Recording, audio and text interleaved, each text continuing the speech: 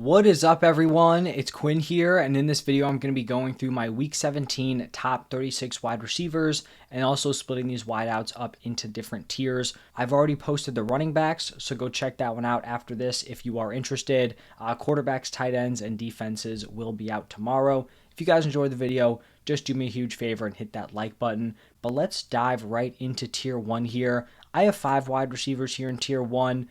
Just a heads up right off the top, I'm not going to have Jamar Chase, Jalen Waddle, or Keenan Allen in this video. Also, Jordan Addison. At this point, I just don't have a strong feel that those guys are going to play here in Week 17. If you guys have those players and just want to, know where they would slot in if they are active, just drop a comment and I'll get back to you. But for my 5 tier 1 wide receivers, going to go with CeeDee Lamb, Justin Jefferson, Tyreek Hill, Amon-Ra St. Brown, and A.J. Brown. I wouldn't get too caught up in the order here. If you have these guys on your roster, you're firing them up as your wide receiver 1. Now, pivoting into tier 2, I really think this is a really strong tier, pretty much ranging from like mid-tier wide receiver 1s to high-end wide receiver 2s. Going to start it off with Mike Evans. He just continues to ball out.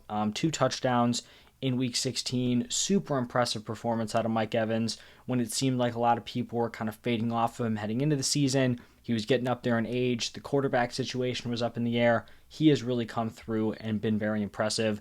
Then I have Michael Pittman. No guarantee he plays this week, but if he does, this is where he would slot in. My wide receiver 8, I have Deebo Samuel. Love the matchup here against the Commanders. I know the 49ers offense just completely fell apart against the Ravens, but this is really like the perfect bounce back. I wouldn't be panicking on this offense, wouldn't be panicking about Purdy, Kittle, Deebo, Ayuk, CMC, whoever it is. I'm going back to the well on all these guys this week. After Deebo, going back-to-back Rams wide receivers, Puka Nacua and Cooper Kupp at wide receiver 9 and wide receiver 10. I think both these guys are just really strong wide receiver 1 options. Then I have Chris Olave. The Buccaneers secondary had a pretty decent bounce back in Week 16, but I'm not super convinced that's going to last moving forward. I like Chris Olave. He's putting together a very solid season, despite some suspect quarterback play. But over the last 2 weeks, Derek Carr has looked solid, so I like Chris Olave here as a top 12 guy. Then I have DJ Moore. Could be a little bit banged up heading into this one. Had a rough fantasy game in Week 16, but I think a lot of that could be attributed to his injury. Hurt his ankle pretty early on in that one. And then the final 2 wide receivers in this tier. First one is going to be Brandon Ayuk. Like I talked about with Deebo, just love the matchup here against the Commanders. Deebo has just been the better option over the last 4-ish games, but Ayuk has still been a very solid play. And then the final guy in this tier, Rashee Rice, going up against the Bengals. I could definitely see an argument for him being higher. Not a great game in Week 16, but completely fine in a somewhat floor performance. He still commanded a lot of volume and had been super impressive over the 3 previous performances. Now shifting into tier 3, going to start off this tier with T. Higgins. Like I mentioned at the top, not including Jamar Chase, expecting him to miss this week. With no Jamar Chase, I think T. Higgins becomes a really strong high-end wide receiver 2. We saw even in a down game from this Bengals offense, a really down game from this offense, T. Higgins still put together a great fantasy day. Not a great matchup here against the Chiefs, but I still like T. Then after Higgins, going with Devonta Smith. Really like this matchup against the Cardinals. I just think this is a good spot for him.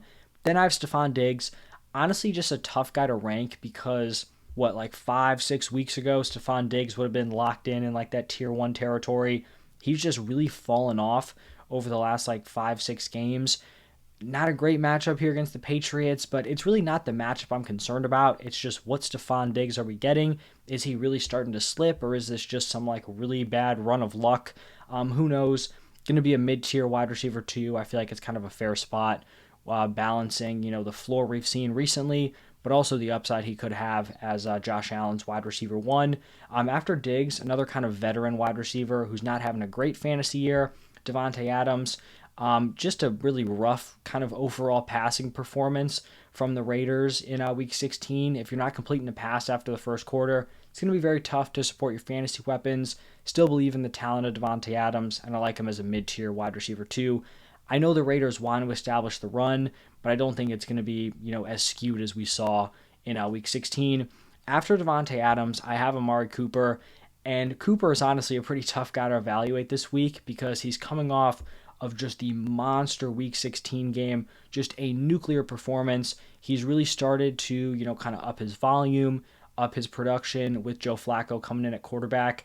But unfortunately, he draws a really tough matchup here against the Jets in Week 17. I think on the positive side, Sauce Gardner typically doesn't travel with the opposing team's wide receiver one, so I don't think he's going to be shadowed by Sauce Gardner, but he could definitely get Sauce, on certain looks.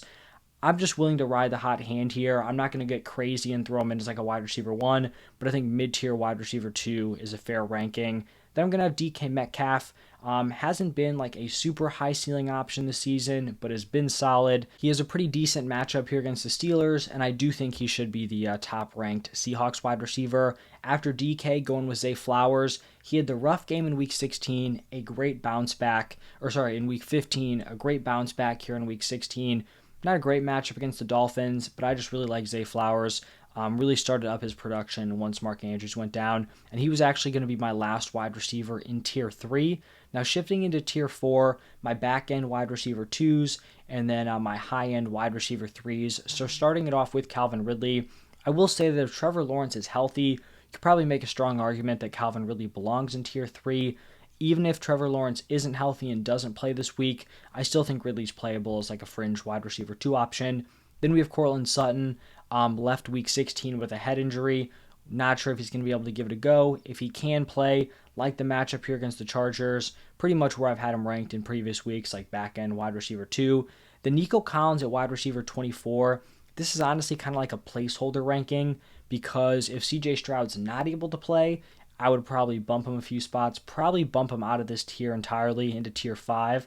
On the other hand, if CJ Stroud is able to play, he would definitely jump into Tier 3, and I could even hear an argument for him to be all the way up in Tier 2 just based on what he did earlier on in the season when CJ Stroud was healthy, so kind of a placeholder spot. Then the final two guys in this tier, two younger wide receivers. Garrett Wilson, not a good matchup here against the Browns, but talented player, has found a way to produce in most contests. And then Jaden Reed, not positive he plays. Do believe he logged a limited participation late in the week last week, so he does have a shot here going up against the Vikings, and I do think he should be viewed as the Packers' top wide receiver option at this point, but still a lot up in the air just with that Packers wide receiver room and the injuries to Watson, Reed, and Wicks.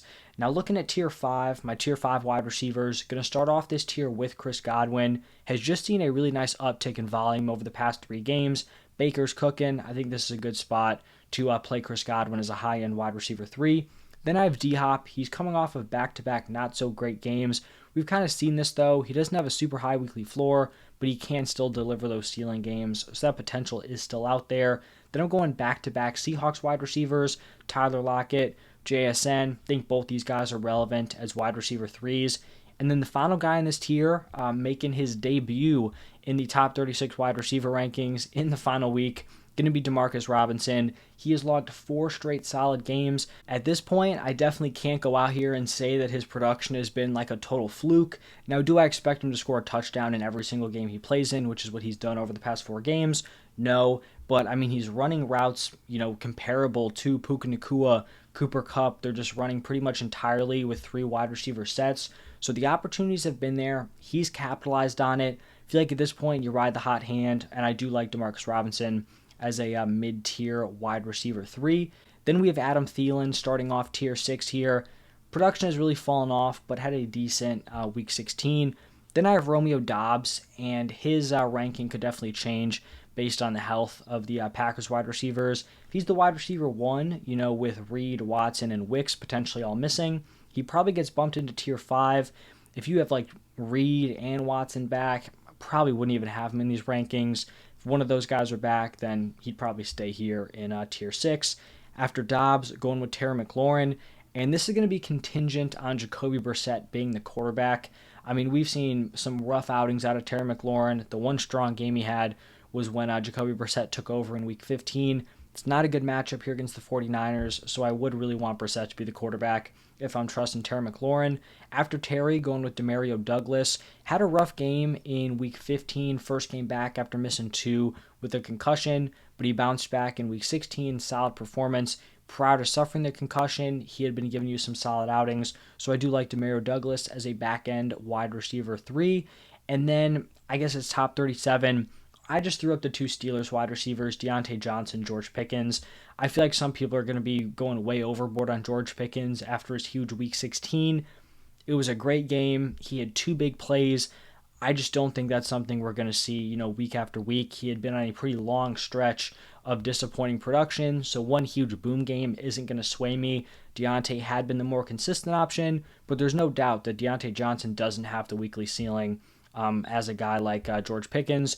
So pick your poison there as the final wide receiver. But that's going to wrap it up for this one. I hope you guys enjoyed the video. Any questions this week, drop them down below. Could also be later on. Just drop a new comment. I'll make sure to get back to you. But thank you all for stopping by, and I will see you in the next one.